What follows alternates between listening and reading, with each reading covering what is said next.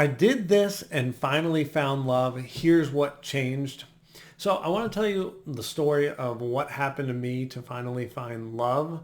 And I'm hoping, although my story is very specific to me, there'll be some things you can glean from it on maybe things you want to look at on yourself so that you can find love.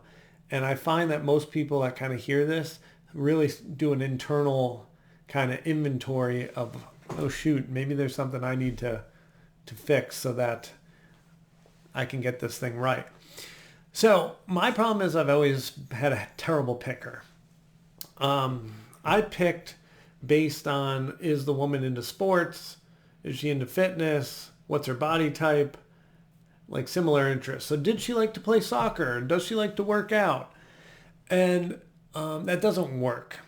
And for 15 years, that's who I dated, is people that had similar interests. Which a lot of people will tell you, like, pick someone with similar interests. That's not enough. Just finding someone that wants to play soccer with you doesn't mean you see life the same way, have the same values, have the same childhood that caused, trauma that kind of commingles together. Instead, what I realized is it needed to be similar values. How you handled problems, how you wanted to go about life, like how you saw what the day, months, weeks, years should look like, because what you want to do purpose-wise all aligns. So I ended up dating someone who didn't play soccer, wasn't really into fitness, but we had a really good time and had the same values. And, when we have discussions of like how we'd want to parent children, it's like, well, here's our system. When we have conflict, here's how we talk about it. What we like to do for fun, how we, life is supposed to be fun. How we just go about our day is with grace to ourselves, having fun, being compassionate to each other, and having a good time. I didn't have that with other folks. All I had was we could do some activities. So with past relationships, all I could do was the activities and we'd have fun.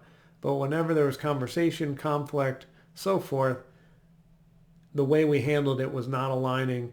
And so most of the time I was stuck in this prison of just really not feeling safe and comfortable to share who I was, because we didn't have this trusting relationship and a way to communicate with each other. And, I blame myself for picking. I blame myself for skill set at that time. With some self-work and more so with some selection, now finding Paige, we can have great conversations. We have same values, and it's a lot easier. So why did I tell you this story? I want you to take inventory of, how you're choosing, of what you think you value. And if you're like, Mike, I'm still kind of confused, I don't know, I would say open up who you date. So be more open if you don't have a clear picture. If you have a very clear picture like I did, like I want someone with these activities, and it hasn't been working for an extended period of time, then I would say you're doing it wrong. Like, just like I was. There must be something wrong here. And you don't have to fully understand what the answer is. Because I think it's so hard to look at it and be like, I'm wrong, here's the right answer. Instead, just go, okay, the math tells me I've been doing the same thing for 6 months, a year, 2 years, 5 years, 10 years, whatever, and it's never gotten me the result I wanted. So something's wrong here. I don't know what it is, but let me just try dating different people and see what happens. And then I would encourage you. I remember when I first started dating Paige, it felt really uncomfortable because it wasn't what I was used to dating. And so we're wired to feel safety in repeating the same thing over and over again. So our body feels really comfortable when we go date. If I dated Sally, dating Sally 2.0, different, Amanda, who's Sally 2.0, my body goes, ooh, this makes sense. Ooh, this feels good, because it just reminds us of something we had, maybe for a year, 5 years, 10 years, whatever. So we just keep picking the same thing. And when we keep picking the same thing, we get the same result. So while I was dating her the first few months and maybe even the first year, I was like, kept getting moments of like, this doesn't feel right, part of it, just because it was different. But then when I like looked at it, I'm like, I'm having so much fun. This feels so amazing. So easy to talk to. So I needed to sit in the fact that this feels great, although there's something a little uncomfortable. The uncomfortable is that it's different. But now that we're looking at the different, it's like, this different's so much better. So basically what I'm saying is open up the experiment.